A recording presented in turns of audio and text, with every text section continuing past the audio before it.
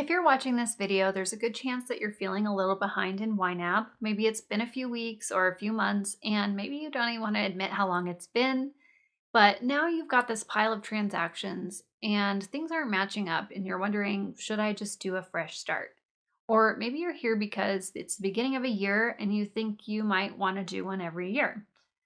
So, today I'm going to walk you through exactly what a fresh start in YNAB is, who it's for, and when it does make sense, as well as when it does not make sense. And before we get into any of the practical stuff, I want to say clearly that if you've fallen off track, it doesn't mean that you've failed. It means you're human, especially when you're learning a new habit, system, or software. It's incredibly normal to just stop checking in. Weeks or months can go by, so if you're even considering opening YNAB again or watching this video, I want to congratulate you just for showing up again. That's really what matters. The biggest reason that people start thinking about a fresh start is simple. They haven't been in YNAB for a while, and if your accounts are linked, here's what happens. Transactions keep importing in the background, whether you're looking at them or not. So you open YNAB, and suddenly it feels like there are 387 things that need attention. None of the numbers are adding up. Your plan looks crazy. Nothing looks familiar. And you can't remember what half of those transactions are.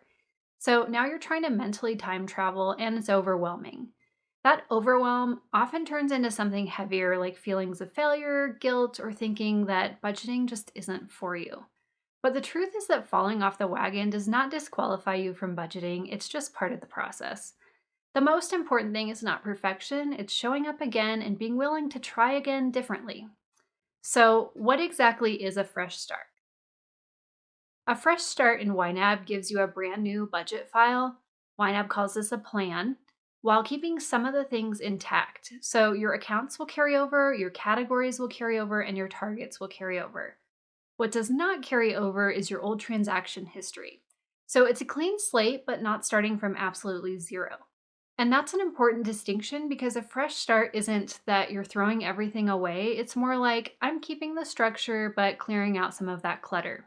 So, when does a fresh start make sense? A fresh start is usually the right call if you're completely unwilling to go back and categorize old transactions.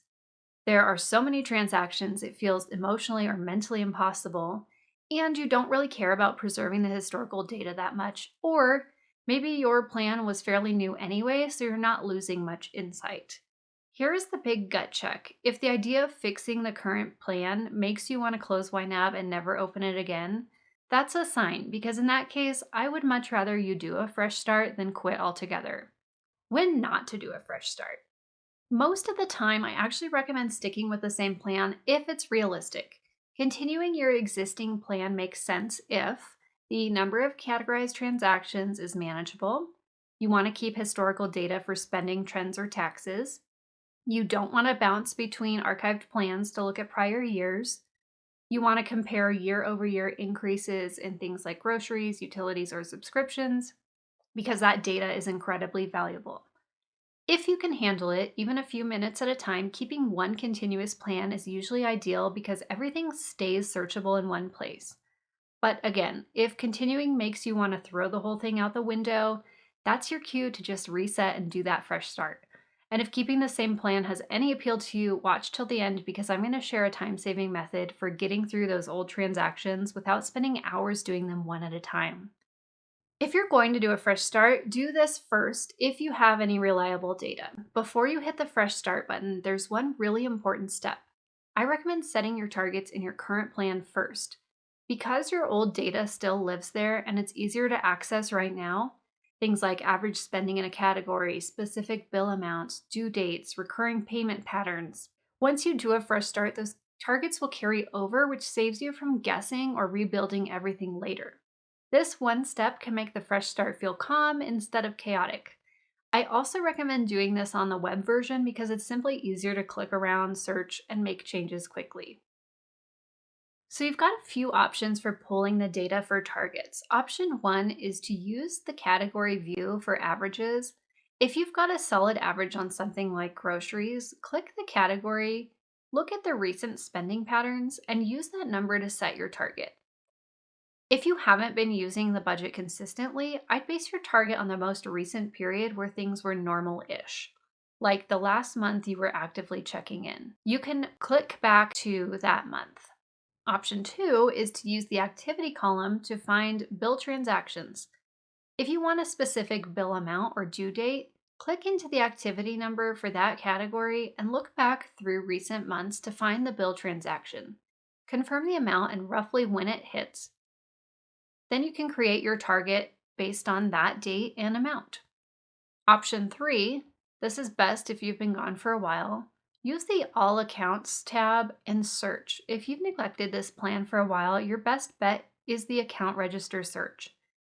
So type the payee name, for example, Excel Energy, or category name, and find the most recent transactions you had categorized correctly. Then note the amount and the date that it hit. Go back to the category and create the target based on real data. And yes, this takes a few minutes up front, but it saves you a ton of frustration later because your targets will already be in place when you restart. Making a fresh start simply means using the main dropdown and selecting Fresh Start.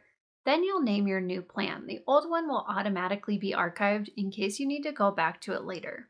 Definitely check this box to stop importing transactions into your old plan. You do not want transactions importing into multiple plans. So what do you do right after a fresh start? Once you're in your new plan, start with the foundation. Step 1 is double checking that your accounts look right and all the accounts that you want in there are there and the balances look correct.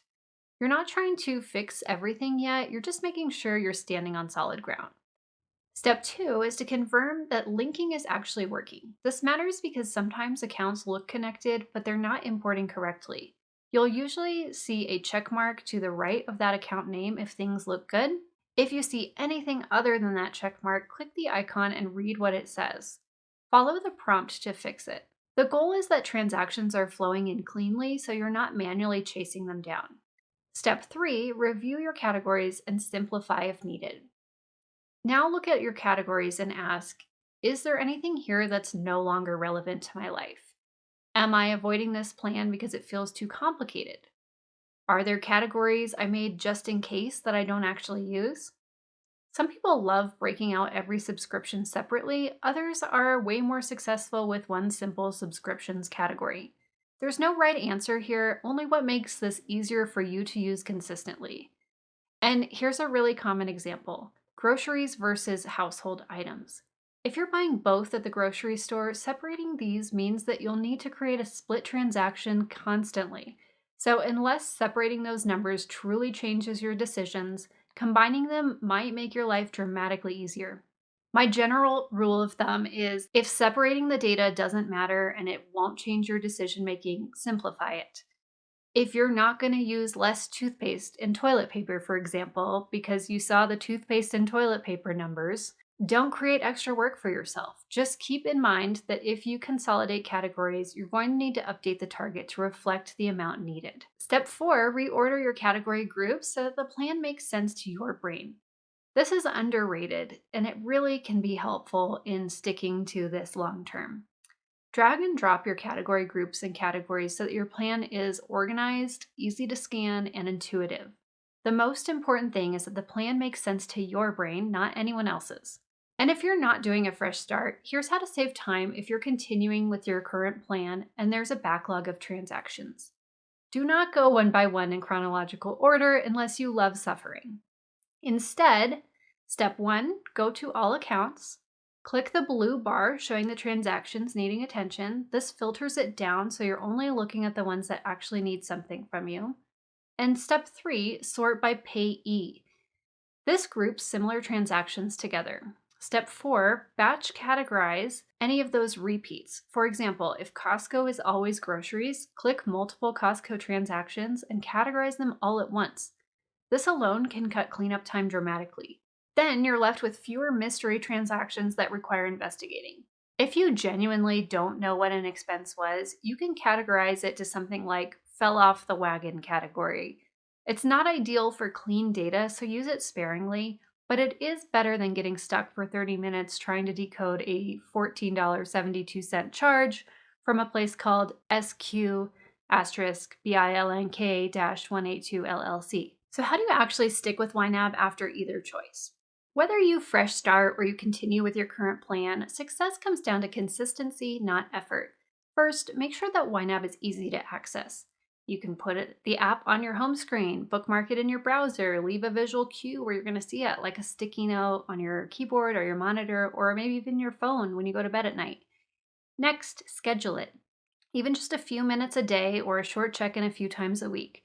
Actually, putting it in your calendar might be the difference between engaging and forgetting altogether. Then you can also use habit stacking. That's linking a new habit to one that you already do without much thought.